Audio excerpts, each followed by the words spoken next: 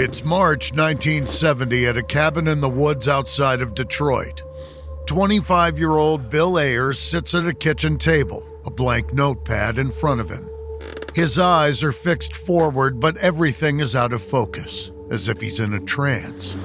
Behind him, his comrade Rachel splashes rubbing alcohol on the counters and wipes them down with a rag. The smell makes Bill's nose twitch. The front door slams shut as another friend, David, bursts inside. He rushes into the kitchen, looks at Bill, and hesitates for a moment. Then he's off again, running toward a pair of bedrooms. The sounds of drawers opening and closing echo down the hall. Two other women, Fiona and Andy, are in the living room, carefully packing guns into hard cases. Bill doesn't react to any of it. The image of his girlfriend, Diana Oughton, flickers in his mind. It's so vivid he can see her straw-colored hair waving in the breeze, her warm smile, and her eyes that look kind and fierce at the same time. She's the love of Bill's life, the one who taught him to be a revolutionary. But she's gone. Bill and the others only just heard the news. A few days ago, Diana and two other members of the Weather Underground died in an explosion at a townhouse in New York. They were making bombs in the basement, explosives intended to overthrow the United States government and protest the Vietnam War. Then, something went wrong. Bill blinks away the tears and forces himself to look down at the pad of paper in front of him. He needs a plan. He's the leader of this collective. Right now, his comrades are operating on autopilot, waiting for him to step up and take command. His heart is broken, but he knows he has to move. He bites his lip and starts jotting things. Ditch trucks, destroy evidence, pack, find new safe house. Bill's only had about 20 minutes to process all of this, and his head is spinning. The police already have a few days head start on them. Officers are probably scouring the country, searching for the Weather Underground at this very moment. He can't assume anywhere is safe, not even this remote hideout. Where will they go now? The sound of Andy stumbling near the front door brings Bill back to reality. She sits on the floor beside the pair of boots she tripped on and cries. Fiona shuffles over and puts her hand on Andy's shoulder. Bill swallows another sob and keeps taking notes. They'll have to split up for tonight. Tomorrow morning they can meet at a secure location, a truck stop maybe. By then, he'll need a full plan. A few minutes later, the rest of the collective is lined up in front of him, standing at attention. Bill knows this might be the last time they ever see each other. He tries to fix each of their faces in his mind, to remember them. But all he can see is Diana. Eventually, Fiona has to pull him to his feet.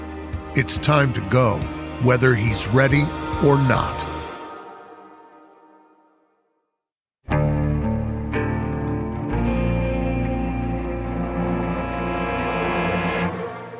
From Airship, I'm Jeremy Schwartz, and this is American Criminal.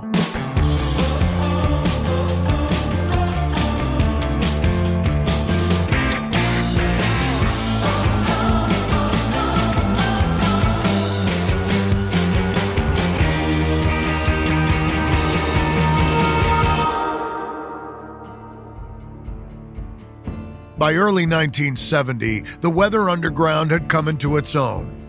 What used to be a loose collection of student activists who opposed the Vietnam War had transformed into a far-left militant organization in just under a year. The group's plan was to train small guerrilla cells of young people to foment revolution inside the United States. Nothing was off the table if it helped combat U.S. imperialism and military intervention. Violence was a tool in their arsenal, just like anything else.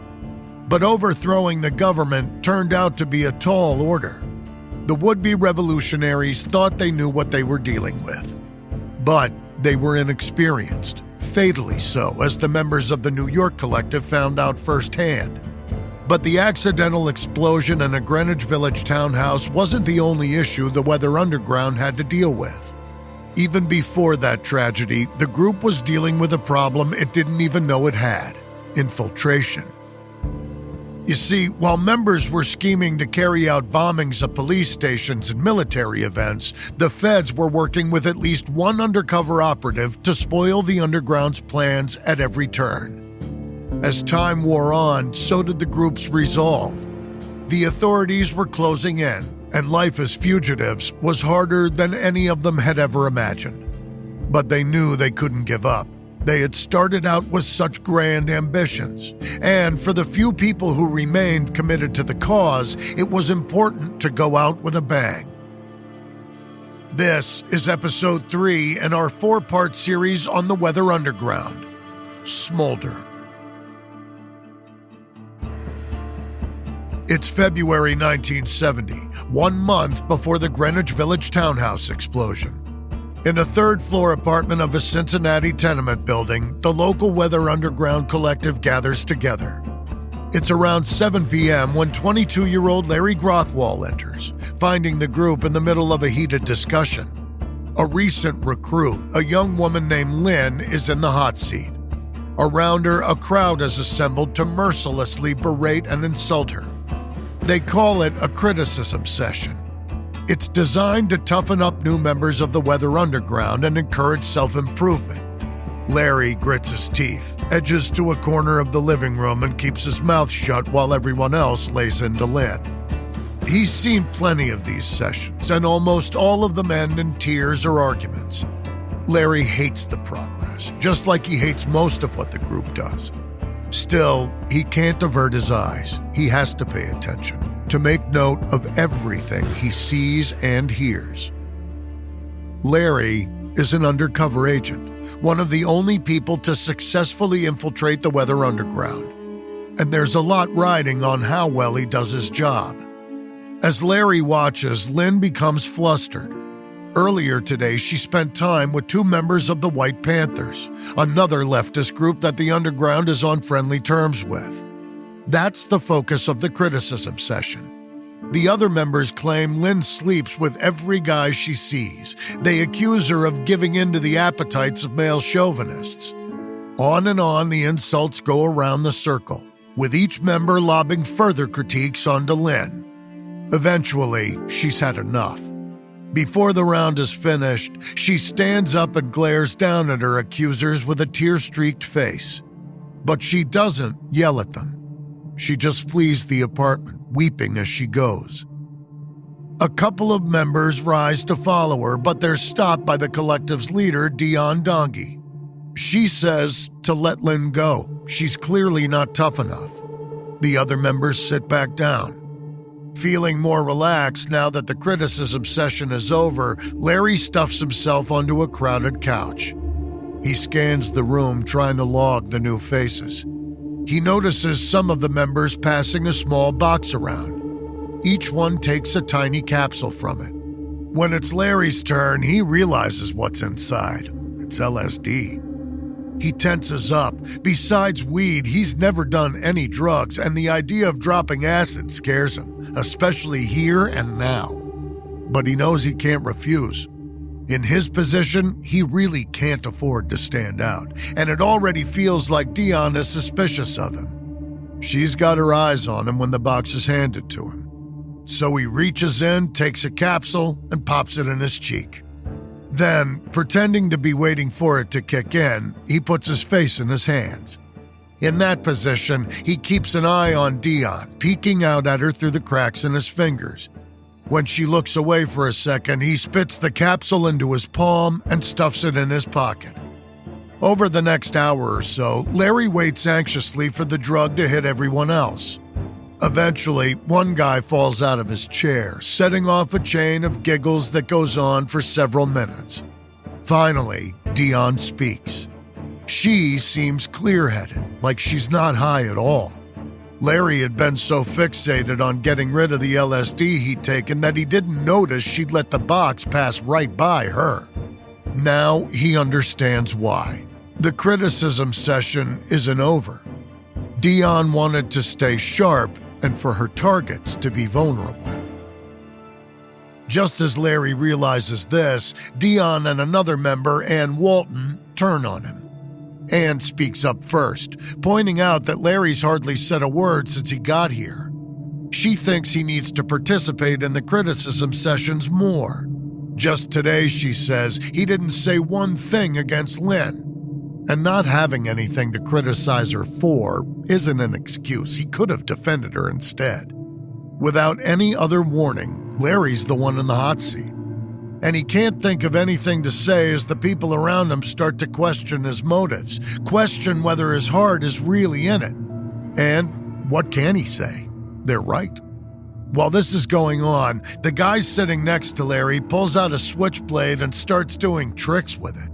So while everyone in the room hurls abuse at him, Larry's trying to keep his eye on the flashing knife, just in case. The switchblade guy ends his little routine with a flourish, plunging the blade into the wooden floor. It stays there, thrumming as the criticisms reach a fever pitch. All of a sudden, Dion's in Larry's face, screaming at him, forcing his attention away from the weapon just inches away from them. She asks who he is, where he came from. She knows he served in Vietnam, and she says that makes him a murderer. Anne jumps in at that point and adds that he hates women, too. She yanks the switchblade out of the floor and points it right at him. This is terrifying. Larry tries to keep calm, but he feels sick. He's in a room full of impulsive, angry wannabe revolutionaries, all of them intent on overthrowing the U.S. government. On top of it all, they're tripping acid. He keeps his gaze fixed on a point, resolutely not saying a word. But silence doesn't fly with Dion, not in a criticism session. Frustrated by his refusal to defend himself, she starts chanting, "Larry's a pig, Larry's a pig, Larry's a pig," while everyone else oinks in chorus. Finally, Larry can't take it anymore. He wants this to end, for the group to accept him as one of them. He jumps to his feet and raises his voice even louder than Dion's. Yes, he's a murderer. He's a pig for what he did in Vietnam. The room falls silent, everyone stunned by his admission. Then Larry turns it back on them. Yeah, he's those things, but he's here to make up for that. And what are they doing about it, he asks. Besides complaining, what are they actually doing? Again, the room falls silent. Slowly, the crowd drifts apart and Larry's left alone on the couch. He smiles to himself. He didn't break. He passed the test. By this point, Larry Grothwall has been with the Weather Underground for about 4 months. But he isn't a trained undercover cop. He's more of a freelancer. His ex-father-in-law, Don, a former police officer, heard about the Weathermen and made a deal with Larry. If he infiltrated the group unofficially, Don essentially agreed to pay Larry's child support. Larry thought the idea of working undercover sounded exciting, so he agreed. From there, Don put him in contact with his friends in the Cincinnati Police Department, and Larry started going to Weathermen meetings. He put in the time, showing up to events and getting to know the local leaders to earn their trust.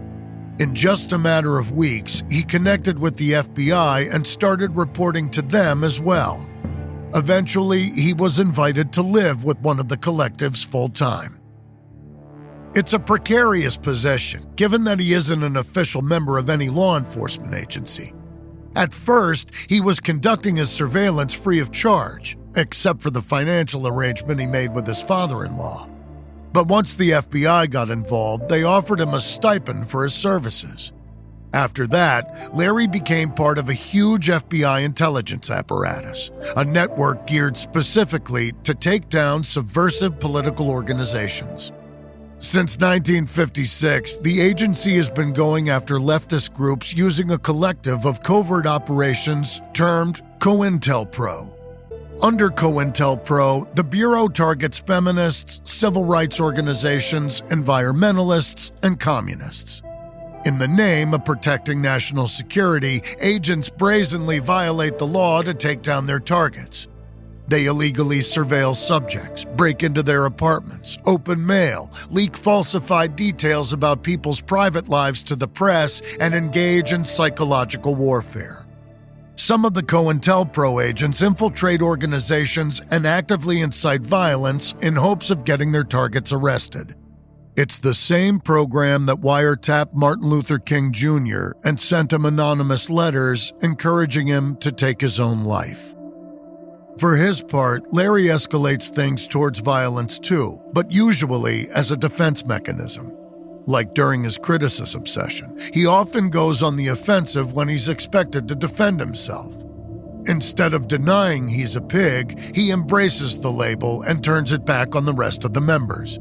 If he's accused of not participating in a political debate, he insists he's not there to talk, he's there to take action. And in a show of reckless bravado, he pretends to be an expert in explosives, when in fact he knows nothing about dynamite. It's a move that could easily get people killed, including himself. Or it might just save lives. In late February of 1970, all of Larry's big talk gets the attention of Bill Ayers, one of the Weather Underground's inner circle. Bill recruits Larry for a team of bombers planning an upcoming operation. Bill shows off his diagram for the proposed bombings, and Larry's surprised by how crude it is. It seems disorganized at best, wildly dangerous at worst. It's just some dynamite and an improvised fuse. Then he finds out that Bill plans to target a local police precinct, as well as the Detroit Police Officers Association building, or DPOA for short. Larry knows he has to warn someone about the bomb, but Bill cuts him from the team before things are finalized, leaving him out of the loop. Then Bill reassigns him to a collective in Wisconsin. Larry says that he doesn't want to go, but he's overruled. It's for the good of the group. Desperate to alert the authorities about what's being planned, Larry sneaks away from his comrades and makes a call to the FBI offices. He doesn't have much to go on, so all he can tell them is to watch the DPOA building and the local police station over the course of the next week. After Larry leaves for Wisconsin, the police surveil the DPOA building for 4 long nights. By March 5, 1970, they're ready to end the operation. They haven't seen anything, and they're starting to doubt Larry's reliability as an informant.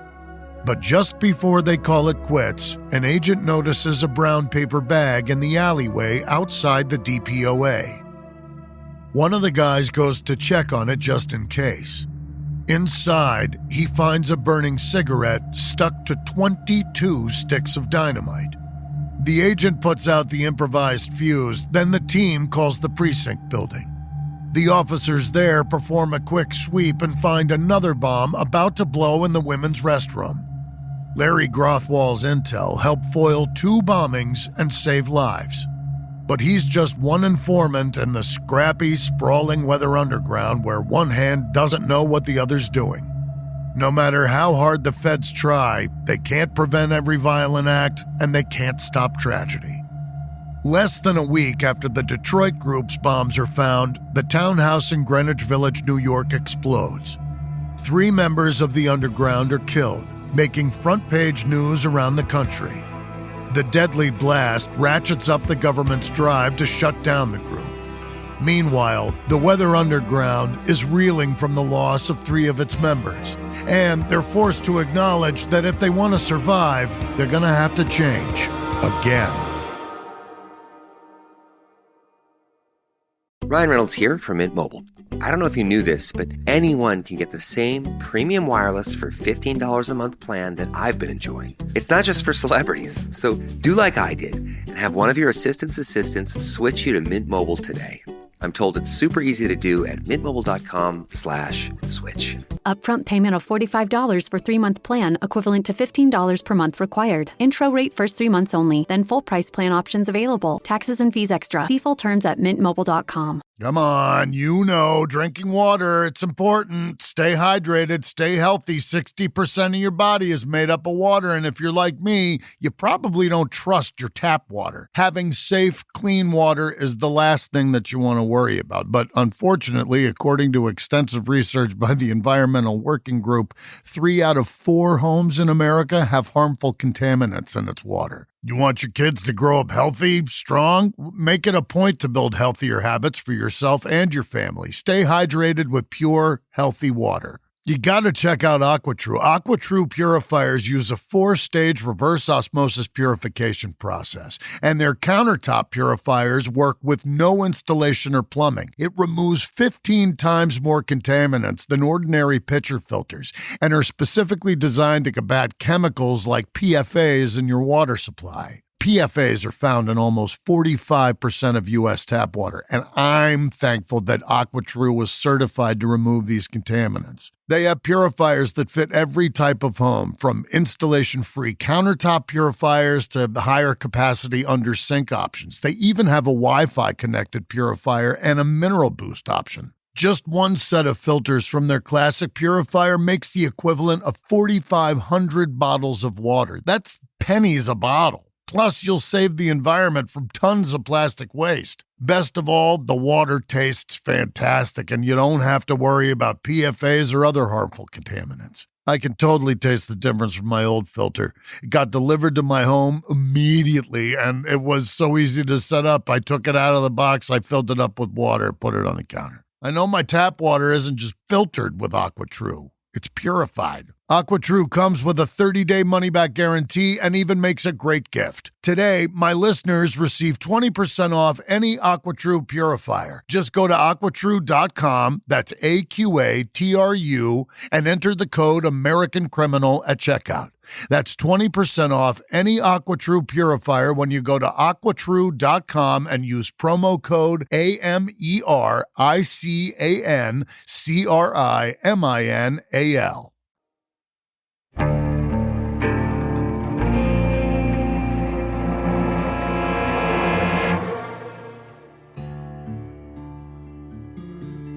It's March 1970, about a week after the townhouse explosion. 25-year-old Bill Ayers steps off a Greyhound at the Port Authority bus terminal in New York City. A few days ago, he and his collective evacuated their cabin outside of Detroit. They're not the only ones. The entire Weather Underground is in disarray. But Bill's not thinking about that now. He's here in New York to say goodbye to his girlfriend, Diana Auten. Stepping out of the bus station and onto the street, Bill scans the crowd. He's looking for his ride, but he's also keeping an eye out for the police. Since Diana's death, he's been expecting cops around every corner. Soon enough, he finds a friendly face. Gloria, the temporary leader of the New York collective, grabs Bill's hand and drags him to her car. Once they're safe inside, she eagerly asks for news. Bill looks down at his hands while he answers. 2 members of his Detroit group have left since the explosion. Including Bill, there's only 5 of them now, and together they've only got around $1,500.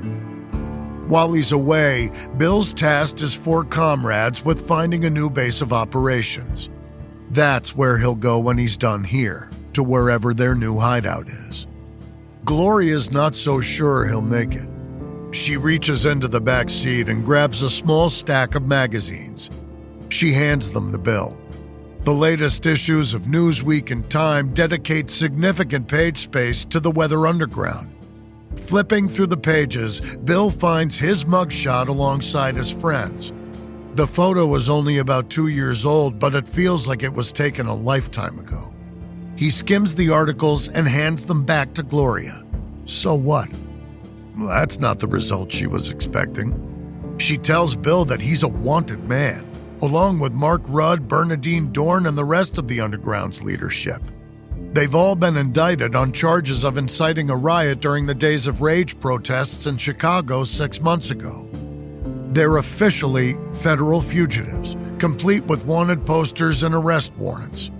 And now he's in a city where the cops are on high alert for any sign of weathermen activity. He'll be lucky to make it out. Gloria stresses her last point. She knows Bill wants to visit the site of the explosion to pay his respects, but there are barricades and a checkpoint posted at the end of the street where the townhouse used to be. It's not safe for Bill to be there right now. If he's caught, he faces years in prison. Bill nods, but Gloria can tell she's not getting through to him. She finally gives in and takes Bill back to her apartment where the two of them change into cheap disguises. The part of Manhattan where the townhouse stood is a pretty nice neighborhood.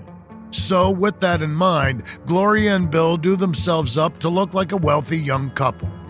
Bill dons a suit and tie capped with a trench coat and tucks a copy of the New York Times under his arm. Gloria pulls her best sweater over her nicest dress and the two of them walk out into the spring night. In no time, they've made it to Greenwich Village. They round the corner and glimpse the blast site from a distance. Bright floodlights cut through the darkness, illuminating the crater that used to be the townhouse.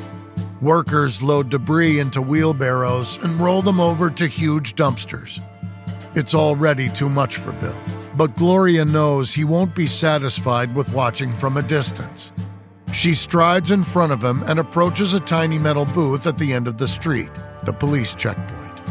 She puts on her most innocent face and asks the officer what's going on. Happy to have something to do, the cop eagerly shares what he knows about the explosion and even lets Gloria and Bill through to walk right by the blast zone. He has no idea he's chatting with wanted criminals. As they approach the destroyed townhouse, Bill shoves his hand into his trench coat and clenches his fist around a small box filled with mementos. Inside is one of Diana's bracelets, a photo of the two of them, and a poem scribbled on a postcard. He meant to leave the box by the townhouse, but now realizes how impossible that would be. He settles for dropping it by the corner of the lot and kicking it into the mouth of the sewer. It's all the goodbye he's going to get. Bill's trip to New York is the end of another chapter in his life. The underground are in dire straits. Given the new arrest warrants from Chicago, the group's leaders need to hide out. And as simple as the idea of hiding out might sound, it's not cheap to arrange. Once everyone's safe, the group is pretty much out of funds, and there's not a lot of options for them to bring in more cash. Few members have the valid IDs they need to get legitimate jobs, and most of them have already tapped out their middle-class parents. So they turn to petty crime. Bill and Gloria leave Manhattan and head southwest to Baltimore. There, they pickpocket customers at an upscale department store, which nets them enough for a fresh set of clothes and a rental car. After that, they hit the road, traveling west to meet up with the rest of the underground's leadership. They have to decide what comes next for them. Now, Bill's got no idea what that conversation's going to look like. Some of the members will probably urge more violence, even after what happened in Greenwich Village. Others might want to dissolve the group altogether. For his part, Bill isn't sure what's right anymore. He just doesn't know. Sometime in April, Bill and Gloria make it to a home nestled high among the Southern California mountains. In the valleys below, lush green vineyards unfurl around winding roads. The sun is bright and the sky is a clear, triumphant blue. Bernadine Dorn, one of the underground's most prominent leaders, greets Bill with a plate of chocolate chip cookies. Jeffrey, an easygoing Californian with a surfer's attitude, treats him like family. That night, the four of them have dinner together and drink wine outside on the porch. For the first time in years, Bill experiences what feels like a normal life, free from political debates and fear of arrest. It's exactly what he needs, but it's only a temporary reprieve. Once the remaining members of the underground's leadership make it to the safe house, Bernadine calls a meeting to decide the future of the group. Clearly, they made a mistake in letting the most militant voices set their agenda. Instead, she argues, the group should focus on organizing, on building up their membership again. The explosion was a wake-up call, because it wasn't just an accident. It was an inevitability, given the group's increasingly violent path. If they don't want it to happen again, they need to make a major pivot. There's a lot of drawn-out debate when she's finished speaking. A particularly fiery discussion ends with one of the leaders being expelled from the underground for being too violent. After that, Mark Rudd, once the face of the organization, is demoted. He's the one who signed off on the plans to build bombs in the townhouse, so he shares part of the blame for the explosion. But even with all this change going on, there aren't many suggestions about what their next move should be. No one wants to just throw in the towel, or at least no one is willing to say that. Giving up would mean that Diana, Terry, and Ted died in that explosion for nothing. So, Bernadine's plan of regrouping, of trying to rebuild, is the best they've got. And while they do that, they'll focus on symbolic actions rather than attacks meant to kill.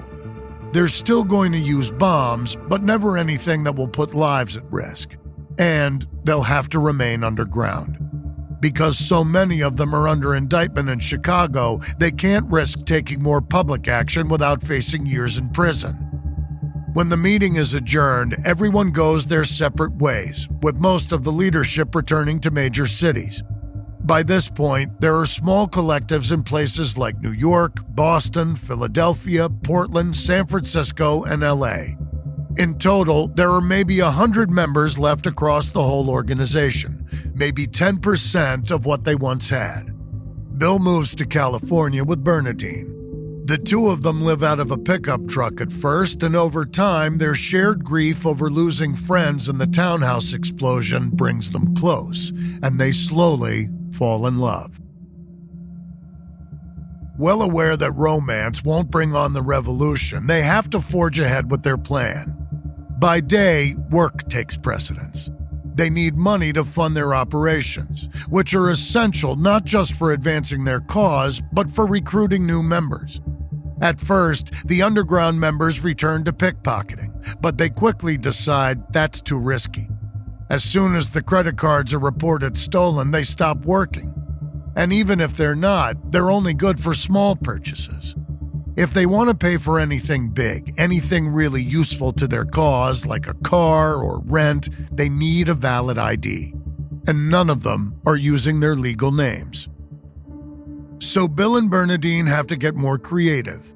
They seek out small, rural cemeteries in places like Iowa and Wisconsin and check the grave markers. First, they look for children under 5. Kids who were issued birth certificates but died too young to receive Social Security cards. Then they look up the deaths in local newspaper archives to get some basic information.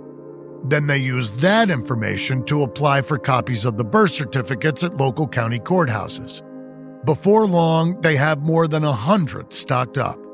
This allows Bill and Bernadine to live under their assumed names, complete with official IDs, and take on regular jobs to earn money. While they work on that, the others do their best to grow their tiny collectives. Mark Rudd returns to New York, no longer as a leader. Ever since the townhouse explosion, he's been caught in a spiral of shame and sadness. He doesn't know what to do anymore, and he has serious doubts about the organization he helped create just a year ago. He believes in his friends, but the revolution they once thought was so close had started to feel light years away. And on top of that, his paranoia is at an all-time high. He's one of the most recognizable members of the underground, so even going outside after the townhouse explosion feels like a major risk. Still, he sticks around and tries to be useful. It's not easy given that life on the run requires constant vigilance. Whenever he's out on the streets, he's worried about being watched. As he walks home, he has to double and triple check to make sure he's not followed. He's certain that he's running out of time. In his mind, it's not a question of if, but when he'll have to make a sudden run for his life. And soon enough, that moment comes, and the race is on. Here's something nuts. Over 4% of Murderpedia entries are related to life insurance. That's over 600 murders in the U.S. each year, with life insurance being the motive. Jeez, that must be some good insurance.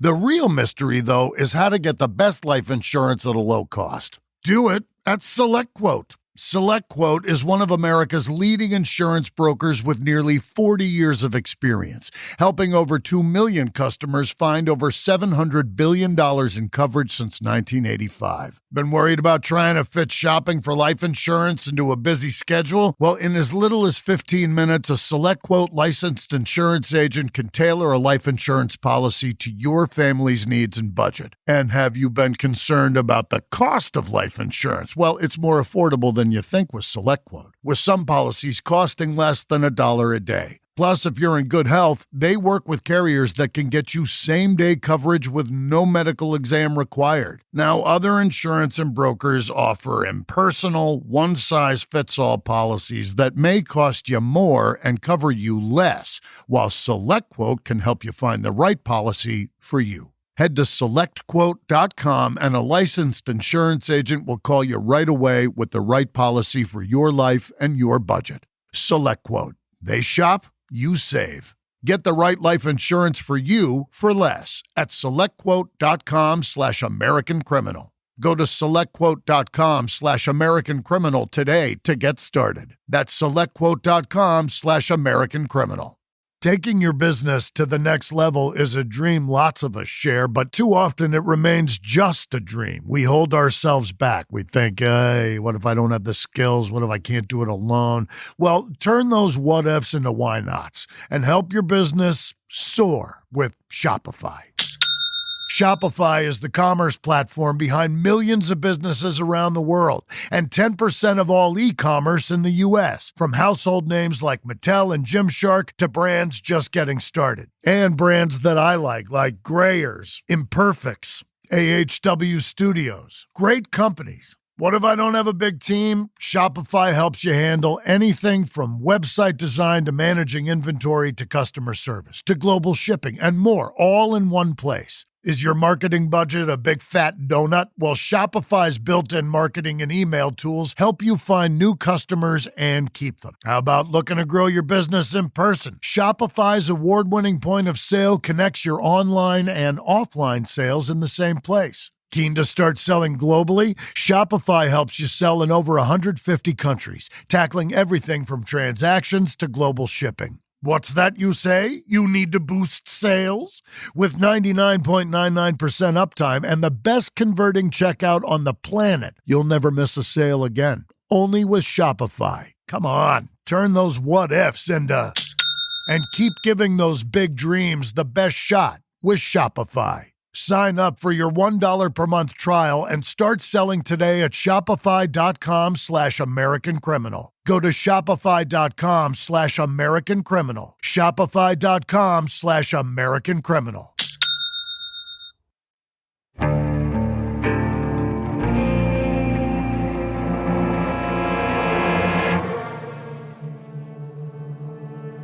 It's the morning of April 15th, 1970, a month after the townhouse explosion in Greenwich Village. Mark Rudd enters a Manhattan coffee shop just before the clock strikes 9. He's haggard, worn out from months of living on the run. His hair is shaggy, his clothes are old, and he hasn't showered in far too long. Yet, for as bad as he looks on the outside, he feels so much worse. Since returning to the city, Mark's been bouncing between safe houses in New York, trying to avoid the authorities. On the surface, his recent indictment from the days of rage protests hasn't radically changed his day-to-day life. He was already living as a fugitive. What has changed is his mental state. His stress levels have shot through the roof. Paranoia and fear are making him hyper-vigilant. That's why Mark feels a familiar sense of unease set in as he looks at the clock. He's supposed to be meeting a new recruit, a young woman, but it would seem she's running late. As his fingers drum nervously on the tabletop, Mark can't help feel that something is off. He surveys the other customers. At the counter, a couple of identical-looking guys stare down into their mugs. They've both got medium-length brown hair and brand-new tie-dyed jeans. It's odd. Mark saw another man outside the shop dressed exactly the same. A server asked the men at the counter if they want another cup. Clearly, they've been here a while, like they're waiting for something. Or someone. Fear wells up in Mark. He chugs the rest of his coffee, wincing as it burns his tongue, then jumps to his feet. He digs $1 out of his jeans, throws it on the table, and sprints outside. As he does, he catches the third man muttering into a walkie-talkie. Adrenaline takes over, and Mark continues running down 23rd Street. Behind him, the tie-dyed men start to chase him. He can hear their heavy shoes slapping the pavement. They're gaining on him. Mark rockets through the streets and jumps on board a city bus. Once he's inside, he dives face first onto the sticky black floor to avoid being seen from outside. The locals around him toss him some strange looks, but these are New Yorkers, and New Yorkers tend to ignore weirdos. As the bus starts to move, Mark grabs a peek through the back window. Right outside, one of the cops is yelling into his walkie-talkie. Mark catches his breath as he rides the bus for a few stops. He transfers to the subway, changes trains, then eventually takes a taxi back to his safe house. The antics narrowly save him from arrest, but not everyone's so lucky. It turns out Mark wasn't the only target today. Even people who aren't really underground members get scooped up in the operation. By this stage, Larry Grothwall is living in New York with his collective. He's still in a pod with Dion Dongi, the woman who seemed to have it out for him back in Cincinnati. At the same time that agents are chasing Mark through the streets of Manhattan, Larry and Dion are arrested together. The bust comes as a surprise to Larry. As far as he knows, he's the only mole to have successfully infiltrated the underground, so blowing his cover for a couple of minor arrests, it seems reckless. They don't have other agents to fall back on if he's expelled from the group. Still, he keeps up his act in front of Dion, resisting arrest and being careful not to expose himself as an undercover agent. But in the interrogation room with the FBI, he asked them what they were thinking. Only a few people knew about Mark's plan to meet the new recruit. And considering the underground's general paranoia about moles and Dion's previous suspicion of him, Larry is sure he'll be the most obvious suspect. The agent questioning Larry can only shrug his shoulders. The Nixon administration has been putting more and more pressure on the Bureau to get rid of the underground. They had no choice but to try and arrest Mark Rudd when they had the chance. Unfortunately for them, that part of the plan failed. The government charges Dion and the others with conspiracy to bomb government buildings in 4 cities. After that, the underground immediately cuts off contact with any suspected moles, including Larry. They won't return his calls, and even circulate homemade wanted posters with his face on them. He's permanently banned from their meetings. Just like that, Larry's role in the story of the Weather Underground is over. With nothing else to do, he picks up and goes home to Cincinnati, returning to his normal life. He's proud of what he accomplished, but frustrated he didn't get a chance to do more. He knows he was only one small part of the massive COINTELPRO operation, but it's hurtful to feel like he's been brushed aside. He might not be in exactly the same boat as Larry, but the feeling of sudden irrelevance is one Mark Rudd can relate to. After his narrow escape from the feds, he flees New York and heads to San Francisco, where he joins a new collective. His star has long since faded in the Weather Underground, and he doesn't find many friends there to welcome him. It's lonely, but he's got nowhere else to go. Most of the time, he hangs around the docks hoping for day labor hauling containers onto cargo ships. Eventually, he starts seeing a girl outside of the underground and spends as much time with her as he can. Over time, he drifts further and further from the other members. He's so out of the loop that he doesn't even get a heads up in May when the group sends out a notice to newspapers all over the country. In the letter, the underground pledges to attack a symbol of American injustice within the next 2 weeks. It's an act of protest against the widening war in Vietnam, and one in solidarity with Black revolutionaries in the U.S. Mark reads about the group's promise in the paper, and for the first time, he's in the same position as everyone else. He's got no idea what the underground is going to hit or how they're gonna do it. All he can do is wait. On June 9, 1970, around 6:30 p.m., a call comes in to NYPD headquarters. A garbled voice on the other end of the line warns that a bomb will detonate inside the building in half an hour. That's not enough time to search for the device, so the police have no choice but to evacuate. They pour out of the building, clearing it just before 7 o'clock. They cut it so close that a few officers are still standing next to the windows when the bomb goes off. Several cops are cut by flying shards of glass, but no one's killed in the blast. It does do tens of thousands of dollars in damage, though. This becomes a standard practice for the Weather Underground, a warning call to evacuate, followed by a carefully timed explosion. Mark is puzzled by the new protocol, unconvinced it's the best way to get what they want. But what does he know? He and the rest of the underground haven't seen eye to eye for a long time now. His disillusionment only grows when he hears that the new leadership is planning to work with Timothy Leary, the infamous LSD advocate. Tim's a hippie serving 10 years in a Southern California prison for cannabis possession. At some stage, his supporters reached out to the underground to offer them $25,000 to break him out. To Mark, the answer should be an easy no, thank you. The Weather Underground has some things in common with the larger counterculture movement, but they're not hippies. This job is in no way aligned with their larger goals. Sure, they could use the money, but this sounds more like a publicity stunt than a genuine act of rebellion against the government. But again, his opinion doesn't really count anymore. So, in September 1970, the Underground goes ahead with its plan to enact a jailbreak. Really though, Timothy Leary does most of the hard work. At 50 years old, he scales the wall at his minimum security prison, then slides along an electrical wire for 200 feet and drops to the ground. It's about a 15-foot fall, so it's a miracle he gets away with only a sprained ankle. He hobbles out onto the road where the Weather Underground's getaway car whisks him away to a safe house. The escape grabs headlines all over the country.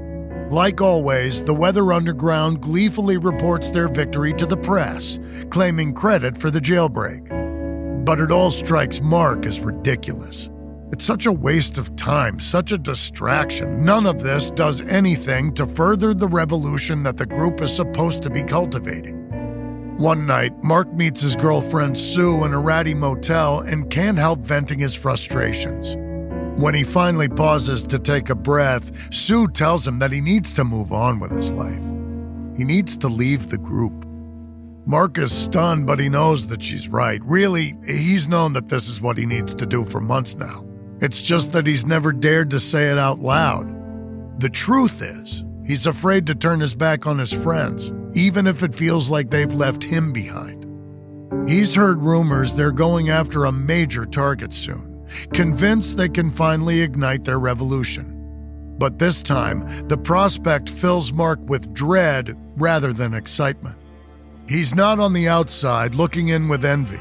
He feels like he's pounding on the glass, trying to warn them. Part of him wants to try and make them hear that warning and try to be the moderating voice he feels that the group needs. Another part just wants to throw up his hands and start a new life. It's a crossroads, and he's scared that if he takes the path that's right for him, his friends will be marching to their deaths alone. From Airship, this is episode 3 in our series on the Weather Underground. On the next episode, the Weather Underground embarks on their most ambitious series of bombings yet. When that doesn't get them what they want, the remaining fugitives consider turning themselves in.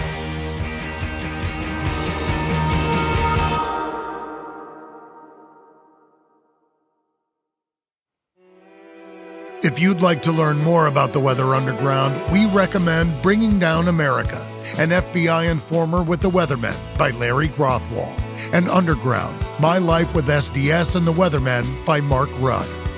This episode contains reenactments and dramatized details, and while in most cases we can't know exactly what was said, all our dramatizations are based on historical research. American Criminal is hosted, edited, and executive produced by me, Jeremy Schwartz. Audio editing by Mohammed Shazid. Sound design by Matthew Filler. Music by Thrum. This episode is written and researched by Terrell Wells. Managing producer Emily Burke. Executive producers are Joel Callan, William Simpson, and Lindsey Graham.